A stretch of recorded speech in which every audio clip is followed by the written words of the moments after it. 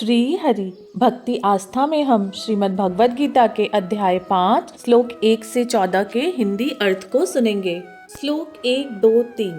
अर्जुन बोले, हे कृष्ण, आप कर्मों के संन्यास की और फिर कर्म योग की प्रशंसा करते हैं, इसीलिए इन दोनों में से जो एक मेरे लिए भली भांति निश्चित कल्याण कारक साधन हो उसको कहिए। श्री भगवान बोले, कर्म संन्यास और कर्म योग ये दोनों ही परम कल्याण के करने वाले हैं, परंतु उन दोनों में से भी कर्म संन्यास से कर्म योग साधन में सुगम होने से अति श्रेष्ठ है।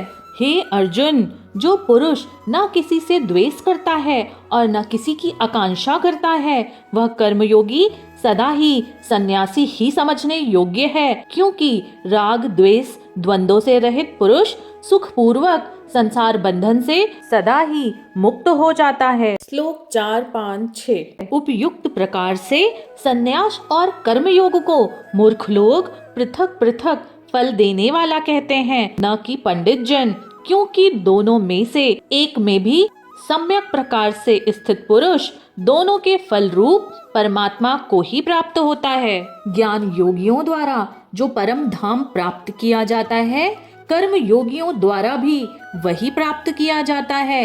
इसीलिए जो पुरुष ज्ञान योग और कर्म योग को फल रूप में एक देखता है, वही यथार्थ देखता है।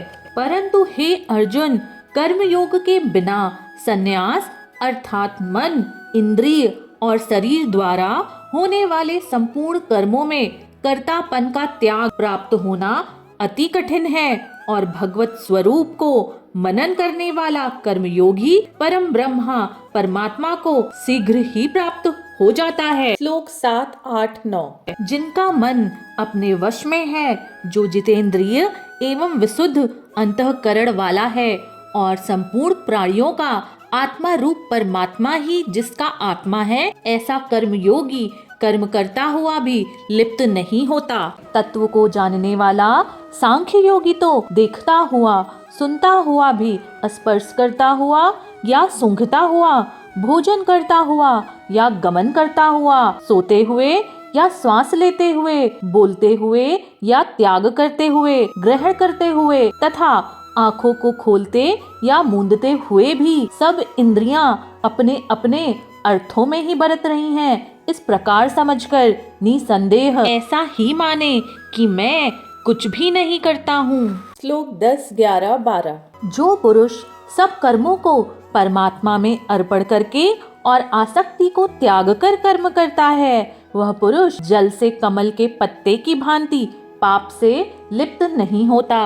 कर्म योगी ममत्व बुद्धि रहित केवल इंद्रिय, मन, बुद्धि और शरीर द्वारा भी आसक्ति को त्याग कर अंतःकरण की शुद्धि के लिए ही कर्म करते हैं। कर्मयोगी कर्मों के फल का त्याग करके भगवत प्राप्ति रूप शांति को प्राप्त होता है, और सकाम पुरुष कामना की प्रेरणा से फल में आसक्त होकर बंधता है। श्लोक 13, 14। अंतःकरण जिसके वश में है, ऐसा सांख्य योग का आचरण करने वाला पुरुष न करता हुआ और न ही करवाता हुआ ही नव द्वारों वाले शरीर रूप घर में सब कर्मों को मन से त्याग कर आनंद पूर्वक सच्चिदानंद घन परमात्मा के स्वरूप में ही स्थित रहता है। परमेश्वर मनुष्यों के न तो कर्तापन की, न कर्मों की ही और न कर्म के फल के संयोग की ही